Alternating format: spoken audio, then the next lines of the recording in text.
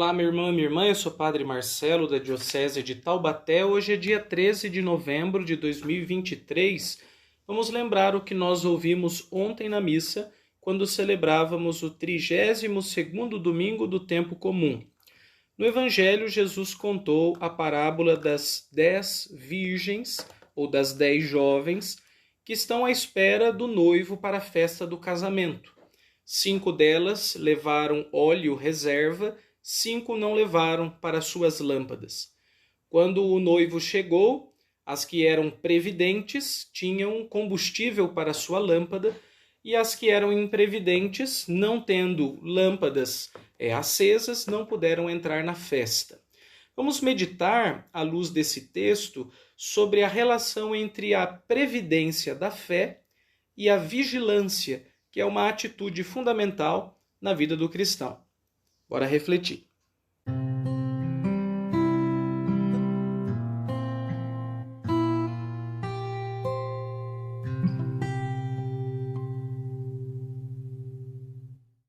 Eu vou dividir a minha reflexão em 3 pontos.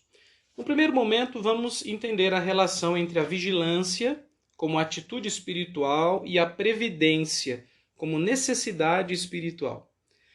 No segundo momento, gostaria de comentar um quadro do século XVII, chamado A Parábola das 10 Virgens, que ilustra bem aquilo que nós queremos demonstrar.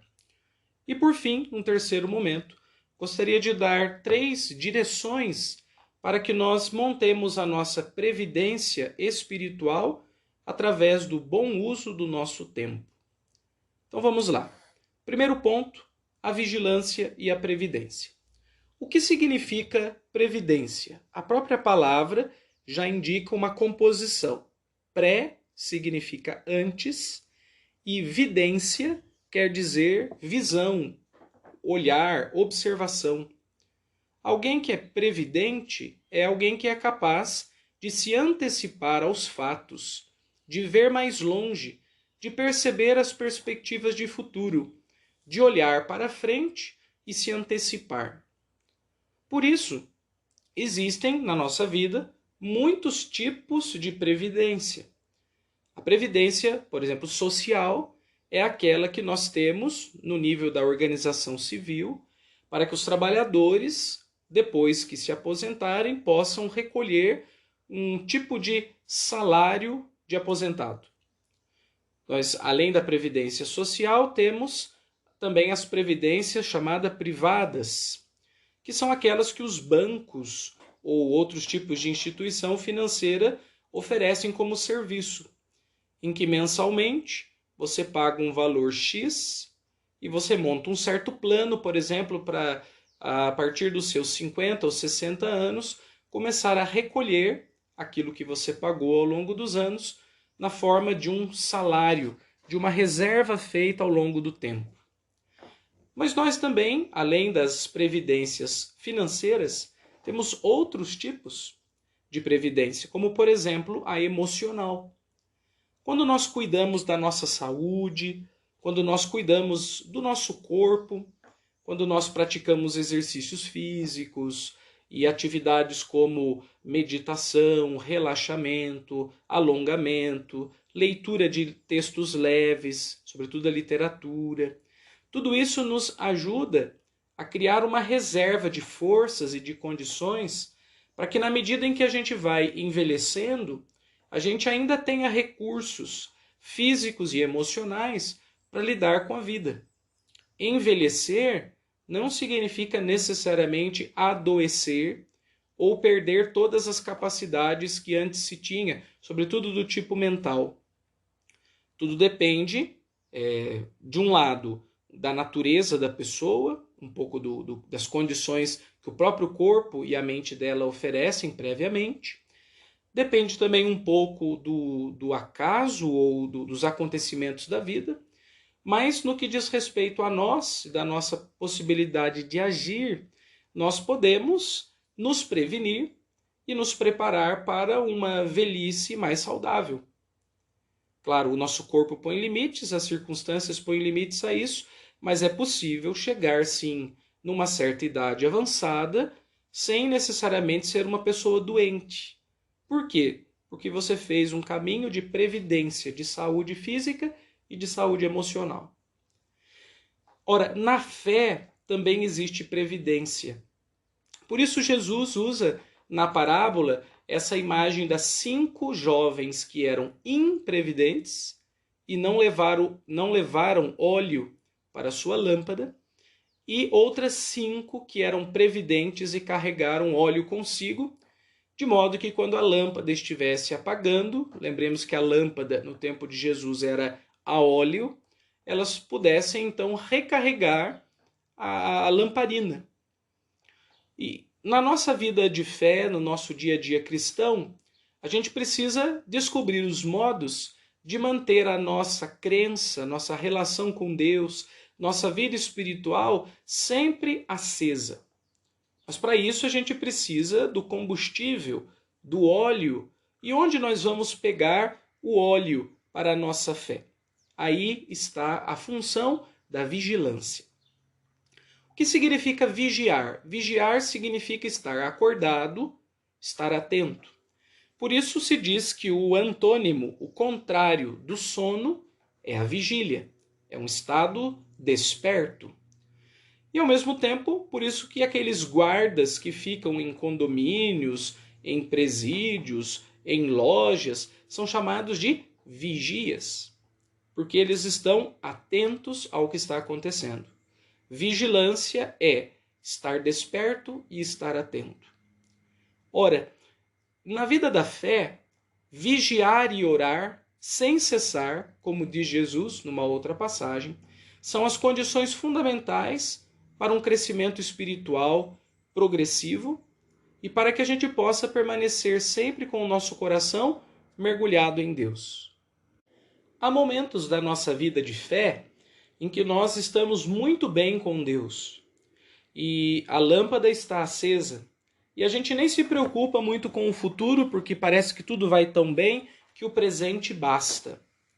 No entanto, pode acontecer, geralmente acontece na nossa vida, alguns tipos de giro, de mudança, que faz com que aquela situação inicialmente muito tranquila se torne uma situação de tempestade. Por exemplo, uma doença que recai sobre nós, o sofrimento de algum familiar que caminha conosco e nós precisamos cuidar dele, ou então um desemprego, ou ainda pode estar tudo bem do ponto de vista do cotidiano, mas a sua própria fé se sente abalada por alguma dúvida, por alguma inquietação interior, por um deserto espiritual que você esteja passando. E nessas horas, essas horas da dificuldade material, emocional ou até mesmo espiritual, nessa hora as nossas lâmpadas da fé começam a se apagar. É preciso então ter feito reservas de fé. E essas reservas são as experiências que nós fazemos com Deus, os encontros que nós temos com Ele, que vão nos sustentando para que a gente continue no nosso caminho. Então, onde que eu posso, Padre, fazer essas experiências que não só me nutrem no presente, mas me reservam força, energia, óleo para a minha lâmpada no futuro, através da sua atenção voltada para Deus. Uma filósofa francesa chamada Simone Weil vai dizer que a atenção é um dos exercícios espirituais mais importantes para quem quer alcançar, primeiramente, a verdade, de um ponto de vista filosófico, e para quem quer encontrar Deus, de um ponto de vista religioso. Para ela, a esperança é a alma da vida espiritual, da oração. Então, rezar é esperar. E a gente pode acrescentar que esperar é estar atento a. Daqui a pouco nós vamos começar o tempo do Advento. E o tempo do Advento tem aquela música, né? Como vigia esperando a aurora, como a noiva esperando o seu amor, é assim que o servo espera a vinda do seu Senhor. Então, vigilância é estar com os olhos voltados para Deus, dando-lhe o máximo de atenção possível. Essa atenção votada, devotada a Deus, ela é extremamente previdente, porque ela abastece o subterrâneo da alma. Ela não só molha a planta por fora, mas ela realmente empapa o nosso solo.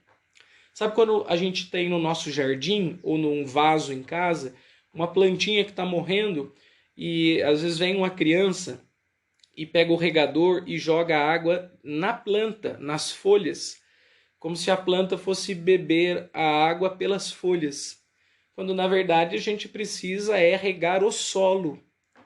Ora, algumas orações são um refresco no meio da vida, como a água que escorre sobre as nossas folhas, sobre a nossa superfície, e aquilo já traz um alívio. Mas, se nós queremos estar preparados para os tempos do deserto, do inverno da fé, é preciso que a gente empape o nosso solo, e é na atenção que a gente faz isso. Então, como que eu posso dar essa atenção a Deus concretamente? Oração diária, leitura de textos espirituais, que faz com que a nossa atenção se volte para as coisas de Deus e não só para as coisas do mundo, para as coisas que nos propõem. Uma outra forma é a adoração ao Santíssimo Sacramento, que profundamente é uma oração de atenção. Quando a gente vai a uma igreja e vai até o sacrário, ou se o Santíssimo está exposto no ostensório, nós voltamos o nosso olhar para Deus e às vezes sem nada dizer nós rezamos. Nós rezamos com os olhos, nós rezamos prestando atenção. Por isso nós fazemos vigília.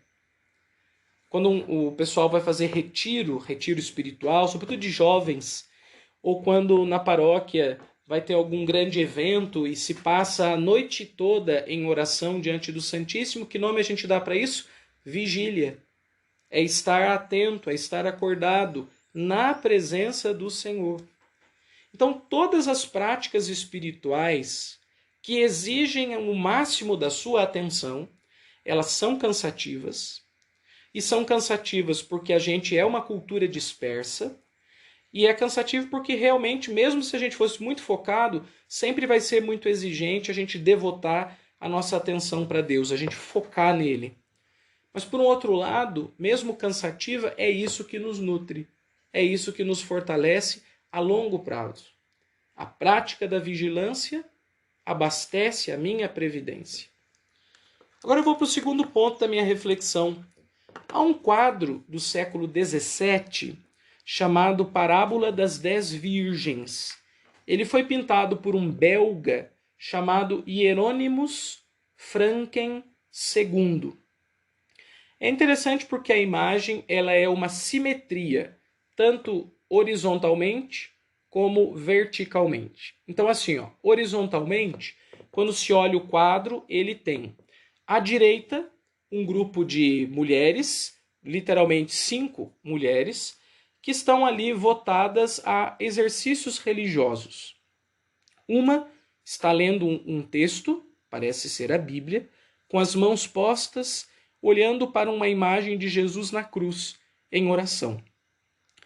Uma outra está colocando óleo na lâmpada. Olha que bonita essa imagem, que é justamente a do texto bíblico. Ela tem recursos para abastecer a sua lâmpada. Uma outra está virada para um quadro e está rezando para essa imagem sagrada com as mãos postas também. E 2 outras estão votadas, parece que uma à leitura também, uma segunda leitora aqui no caso, e uma outra voltada para Jesus na cruz. Então, 2 leitoras, uma virada para Jesus, uma virada para um quadro religioso e a última colocando óleo na lâmpada.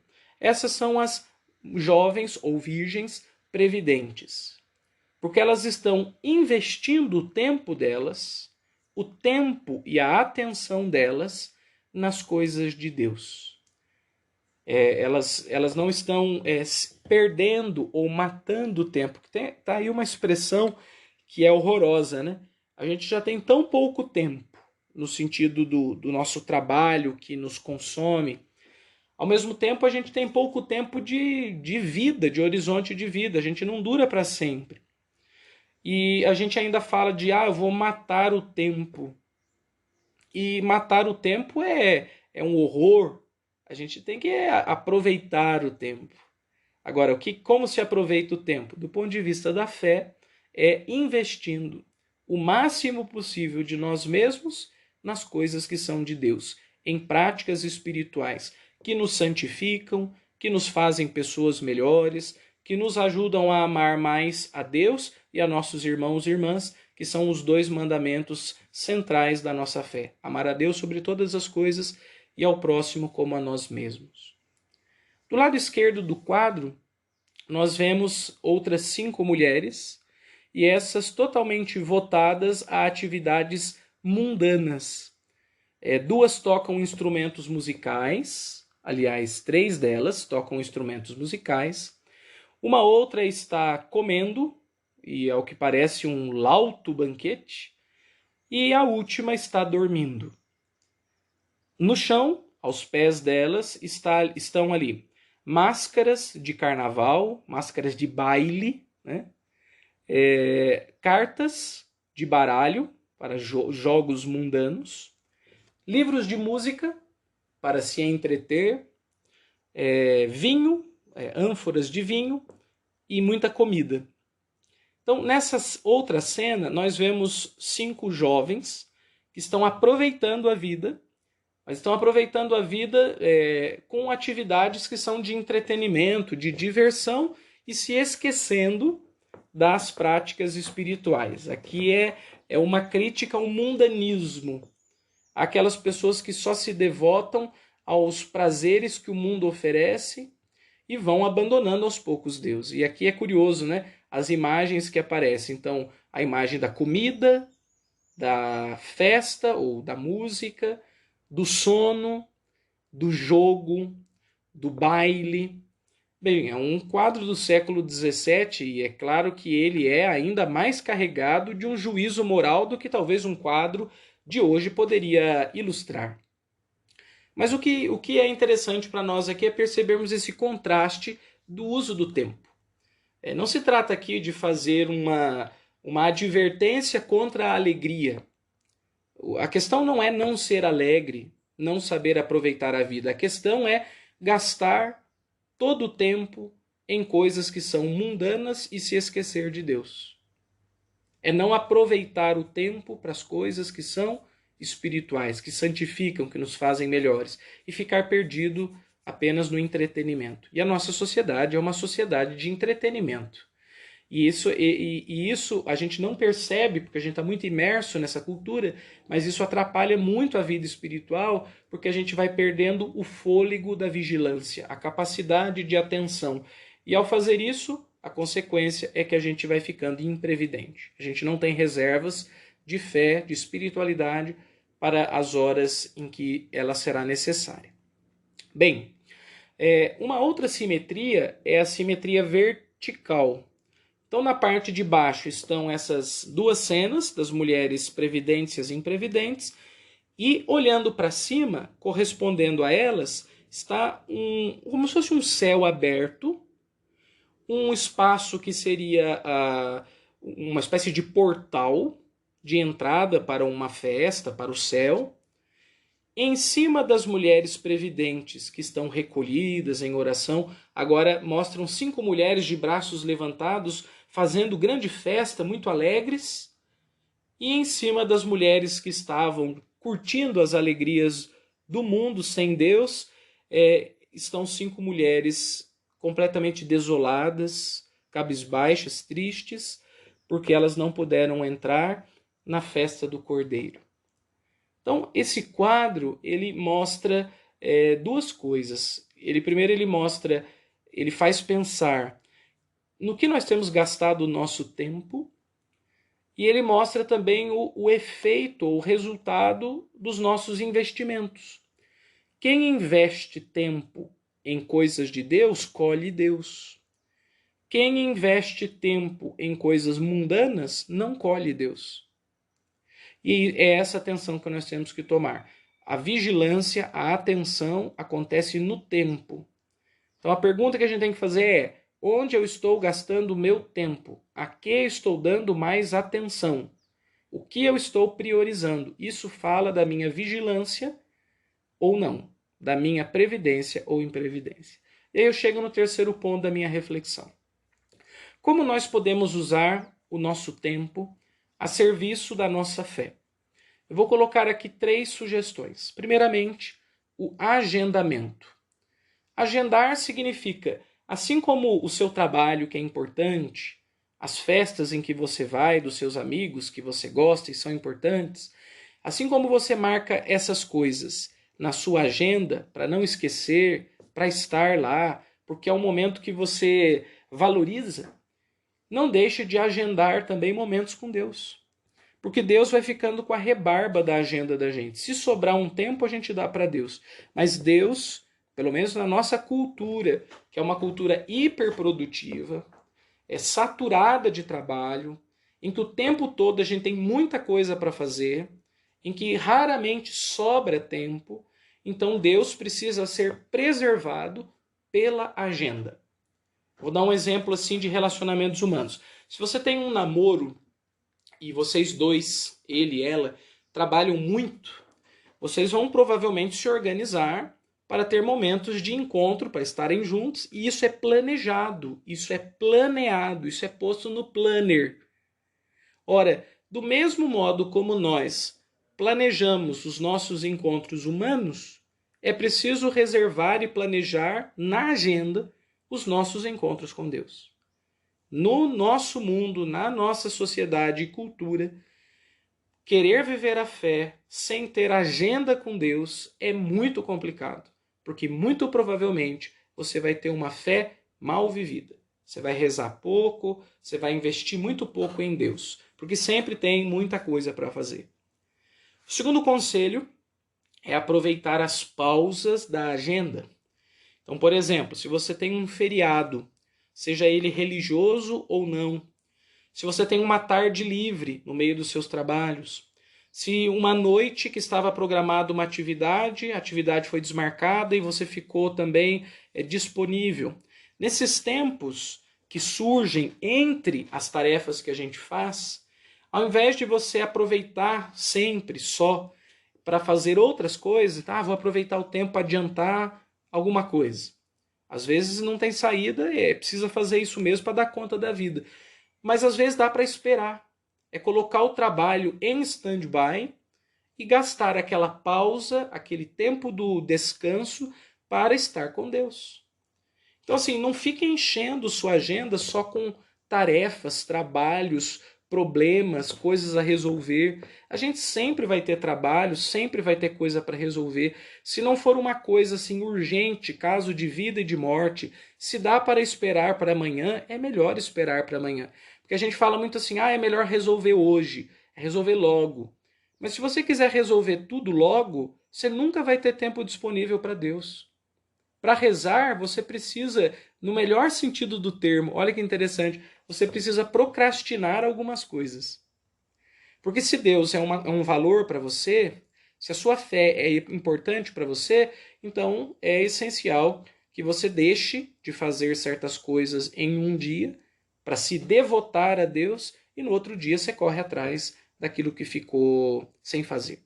Aproveite as pausas, não ocupe todos os seus tempos livres com problemas, tarefas e trabalhos. Aproveite as pausas para estar com Deus, sobretudo domingos e feriados santos, porque feriados santos para nós, para nossa fé, são dias para estar com Deus e não só dias para a gente dormir o dia todo. E um terceiro conselho é, já que a gente tem muitas coisas para fazer e o nosso tempo é minguado, convém também que a gente aproveite as nossas ações e faça delas atividades espirituais. Aqui a gente fala de sobrenaturalizar o cotidiano. Então, assim, você está lavando uma louça, cuidando da casa, trabalhando no seu comércio, trabalhando lá na fábrica, estudando, onde quer que você esteja, sempre ofereça antes de começar a tarefa, aquilo que você vai fazer a Deus. Faça o oferecimento do trabalho, de modo que o seu trabalho seja a sua oração. E aqui é importante lembrar o seguinte, olha, oração é oração, trabalho é trabalho. Tem hora que a gente tem que parar para rezar. Não dá para ficar sempre trabalhando e rezando junto. Eu rezo no caminho, eu rezo dirigindo, eu rezo trabalhando. Isso é bom, mas não pode ser exclusivo. Você tem que ter uma hora que para e fica só para Deus. Atenção exclusiva. Porque quando você está trabalhando e rezando, você está dividindo com Deus o espaço. Então não é disso que eu estou falando. Não é para ficar fazendo de tudo uma substituição da oração. Mas já que não dá para parar a vida, então faça também das suas tarefas um modo de serviço a Deus, consagrando suas ações a Ele. Isso é sobrenaturalizar as ações. Então os 3 conselhos para bem usar o tempo são: primeiro, agende momentos com Deus e cumpra fielmente. Segundo, não fique ocupando pausas, feriados e descansos com trabalhos. Aproveite-os para estar com Deus. E terceiro, sobrenaturalize suas ações, oferecendo tudo o que você faz a Deus nosso Senhor. Assim você vai estar sempre unido a Ele, no trabalho e no descanso. E nessa vigilância constante, a sua previdência será alta.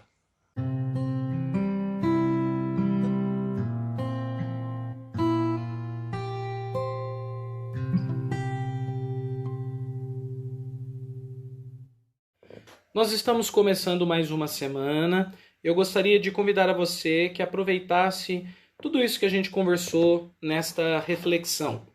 Procure estar mais atento às coisas de Deus. Não fique se dispersando o tempo todo, exercite o seu foco, mas não apenas nos estudos, no trabalho, para o sucesso financeiro. Exercite o seu foco para o seu sucesso como pessoa, como filho de Deus, como cristão. Para isso, seja vigilante, gaste tempo com Deus, faça atividades espirituais, reze, vá à missa, faça adoração, leia textos de espiritualidade, sobretudo a Bíblia, mas também a vida dos santos. Faça da sua vida uma constante devoção a Deus nosso Senhor. Te desejo uma excelente semana e até a próxima com mais um Ontem na Missa. Até logo, pessoal!